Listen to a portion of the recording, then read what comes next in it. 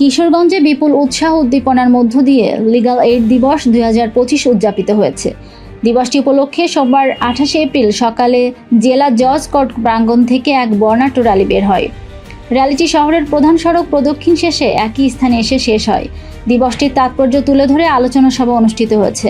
জেলা legal aid কমিটির chairman এবং সিনিয়র জেলা ও দায়রা জজ মোহাম্মদ নুরুল আমিন বিপ্লবের সভাপতিত্বে অনুষ্ঠিত সভায় বক্তব্য রাখেন নারী ও শিশু নির্যাতন দমন ট্রাইব্যুনাল 2 এর বিচারক মাকসুদা Parvin, chief judicial magistrate Al Mamun, অতিরিক্ত জেলা ও দায়রা জজ সাবরিন আলী, অতিরিক্ত জেলা ও দায়রা জজ শাম্মী হাসিনা পারভিন, অতিরিক্ত জেলা দায়রা জজ ফাতেমা জাহান স্বর্ণা, অতিরিক্ত জেলা ও দায়রা জজ সোহাগ রঞ্জন পাল, জেলা ম্যাজিস্ট্রেট ফৌজিয়া খান, অতিরিক্ত জেলা ম্যাজিস্ট্রেট জেসমিন আক্তার, অতিরিক্ত পুলিশ সুপার মাহমুদুল ইসলাম তালুকদার, জেলা আইনজীবী সমিতির সভাপতি অ্যাডভোকেট শহীদুল আলম শহীদ, সাধারণ সম্পাদক অ্যাডভোকেট আমিনুল ইসলাম রতন, জিপি জালাল মোহাম্মদ গাইস, public prosecutor Mohammad Jalal Uddin, special পিপিএএম সাজ্জাদুল হক, অ্যাডভোকেট ভূপেন্দ্র ভৌমিক দোলন, বীর মুক্তিযোদ্ধা KM মাহবুবুল, অ্যাডভোকেট শাহিনুর কলি পপি, উপকারভোগী মুসাম্মাদ ফাতেমা খাতুন।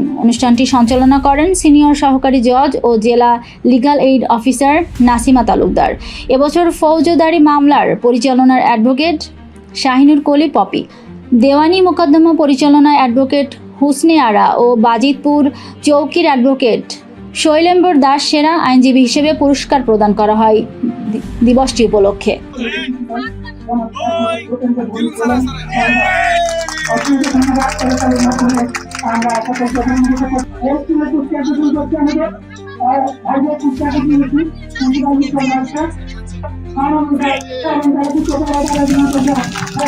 সুন্দরভাবে